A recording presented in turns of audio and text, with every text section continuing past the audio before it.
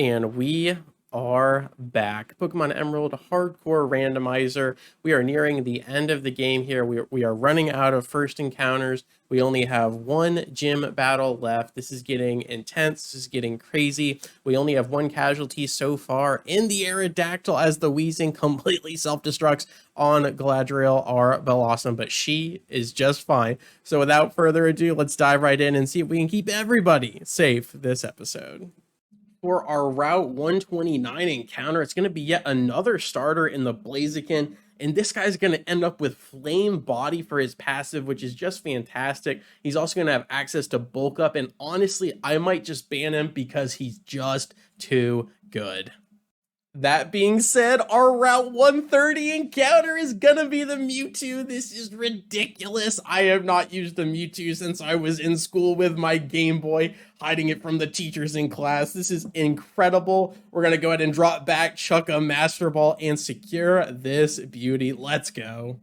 I forgot to mention the Mewtwo has the Magma Armor ability, so he can't be frozen. On top of that, our Pacifilog encounter is going to be the Meditite. We're going to catch that and secure it, and it's going to end up with the White Smoke ability once you upgrade that into the Medicham.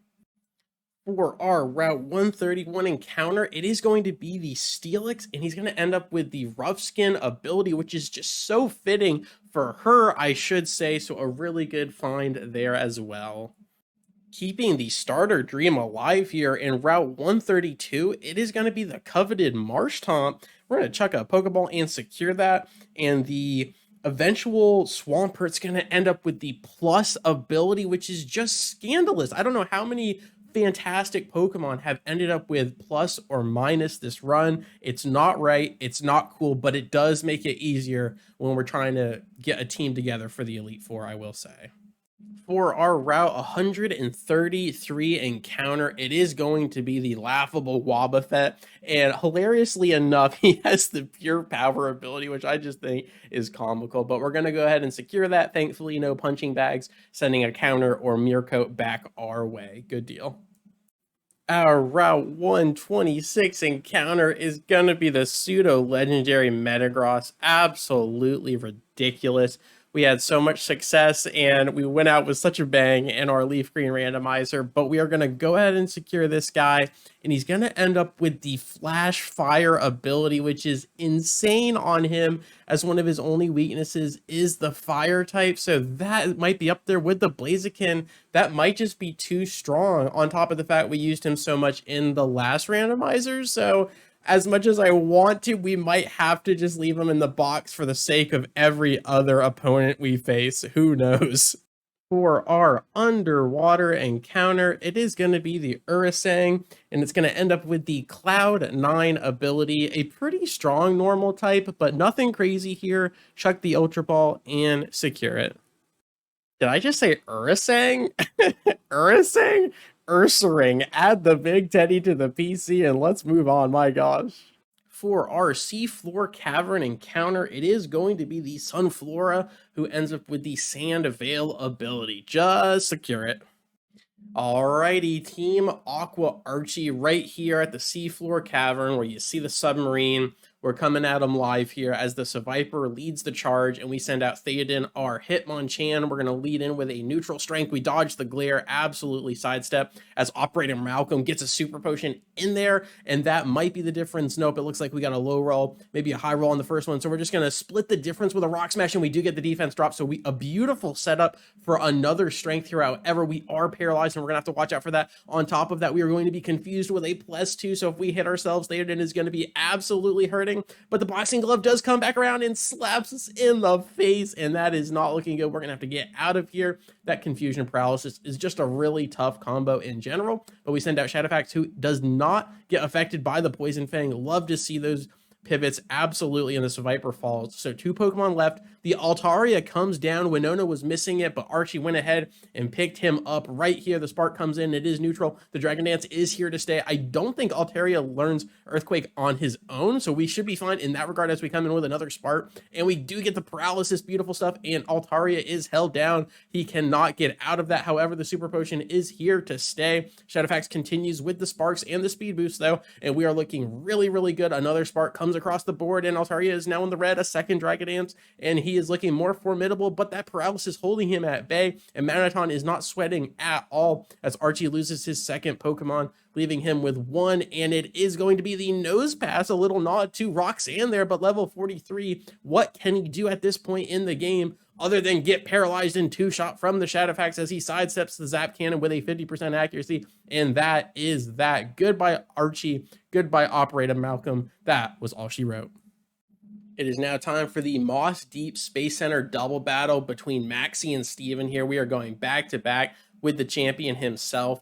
We've got the Leaf Blade on our Gengar, utilizing that special attack to our advantage. Also has Aurora Beam for supreme coverage here, and we are looking fantastic, doing so much work beside the Metang. The Mewtwo comes down, very scary stuff here. Shadow Punch is physical, but we don't need to worry about that. The Sandstorm continues to rage, chipping away, but I think we are still into a safe space as a Fan Attack critical comes out of nowhere, and Murkrow completely destroys our Gengar. Oh my gosh. What is this? I was so scared of the Mewtwo that I didn't even think about the Murkrow pulling off such a kill as this, and that is going to be our second casualty, and I 100% thought that the Gengar was going to the Elite Four, so that is super interesting. I think the Aerodactyl death really shook me, and it showed that we could bleed. It showed that our team was not immortal. We do clean up the rest of the fight, no problem, but my gosh, I don't know how replaceable a Gengar could possibly be. For our Cave of Origin encounter, it's going to be the one, the only Salamence, the pseudo-legendary dragon, and if you can believe it, she's going to end up with pure power. That is correct. So those stab flies are going to be doing a ridiculous amount of damage, drop back, and secure with the Ultra Ball. I do believe she's coming to the Elite Four. Our Sutopolis City encounter is going to be the native Pelipper, or Pelipepper as I like to call him. It's going to end up with the Flame Body ability, which is actually really nice on her. However, because we use her so much, we probably won't end up using her in this run. It is now time to take on the 8th and final gym leader, Analyst Florentino, also known as Juan. He sends out the Electabuzz first, and here we go. We've got the Pure Power lineup on Fellowship the Salamence, and this isn't the best matchup for her, as our Stab Flies cannot really do much against the Electabuzz, but we almost one-shot with the Headbutt. We do get hit with the Screech, though, so we are going to get out to safety as we send in Shadowfax. Our Magneton with the Speed Boost ability, we're going to eat a Screech there as well, but it is Gen 3, so I don't think Electabuzz's moveset is anything crazy, but we do want to watch out for that, as if we get hit with a fighting type or a ground type move, we are absolute toast. So I think we're just going to pivot into Theoden, the Hitmonchan, our boxing legend here, as he gets hit with a Screech as well. So Electabuzz has really favored that move as we come in with a Sky Uppercut, and now we are -4 defense, which is a little concerning, but we are going to roll it anyway. The Monk Punch comes down, and Electabuzz is cleared. So let's see who Juan sends out next. It is going to be the Cradily, and we could roll that super effective Sky Uppercut. A little bit risky there if we got hit with a physical type move, but we do not care. As Theoden drops yet another Pokemon, 3 down, or I should say 3 left. Juan sends out the Sableye, and now we have 5 other options we can go into, and we are going straight into Fellowship. Our Salamence, who's going to tank a Stab Shadow Ball, which does quite a bit of damage with a critical hit right here, right now. The Citrus Berry for Reprieve, and I do believe we can one-shot with Fly, given that Pure Power and Stab on top of Salamance's already high physical attack, and absolutely the Sableye was here for a moment and gone the next as the Relicanth comes down with Drought on top. You love to see it, and I think we just pivot into the Galadriel here. Yeah, Blossom for that 4 times grass type move here. Relicanth, very beefy brick wall on the physical side of things, but a terrible 4 times weakness to grass as the Ancient Power comes down. Hopefully no proc, and it does get the Omni Boost. The Relicanth gets the Omni Boost, but I do believe a Sunspore is going to hold it down for a moment, and a little bit interesting there. It looks like I chose to wait out the storm as the Yawn comes down. Relicanth can't really do anything except a critical hit Ancient Power off of the Omni Boost. I am eating my words mid-delivery here as this Relicanth gives 0 Cracker Jacks about the living. The Sunlight is still strong. Theoden comes back in and is going to do work against this brick wall. It is going to be a 2-shot if we can connect as the paralysis comes down. That Omni Boost is just so good. It buffs every every single stat, as if Relicanth needed any help, but the paralysis holding him at bay, locking down the Rockfish himself. We're going to go ahead and get a Rock Smash in there and see if we can reclaim that defense with a drop here, and it does not, but we do get a little chip, and that does offset the 2 shots. So now if we make 2 more Sky Uppercuts, bring those in, it's going to be enough to take out the Relicanth as a takedown comes down, and we were absolutely dead to a critical hit there. Really scary stuff. Who would have thought a Relicanth would have given us a run for our money? It's all about the randomizer. As we get Theoden into safety, we go into Shadowfax, who's going to take a takedown. Not very effective because of the steel typing. Beautiful stuff. And now can we please just put down this fish with a spark? Thank goodness no one had to die because of the Relicanth. That Omni Boost was absolutely terrifying though. And the final Pokemon, the ace, that is no Kingdra. That is no Milotic. That is an unknown, and we are going to be able to 2-shot with the spark here. The hidden power comes down, and of course, it is super effective. Out of all of the typings, it is super effective, and we're going to have to eat that up top, but we have a Citrus Berry. Now we are looking so much safer, and we just come in with another spark, that speed boost ability doing wonders. Juan, also known as Analyst Florentino, is defeated, and that will be the 8th and final gym badge.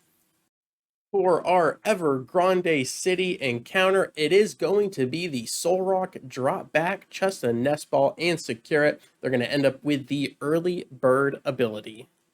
For the final first encounter of this run, it is going to be the starter Meganium. We paralyze it, chuck the Ultra Ball, and secure it. And it's going to end up with the Poison Point ability. I do believe we have the Elite Four team ready, but let's go check in and see if Wally can play spoiler.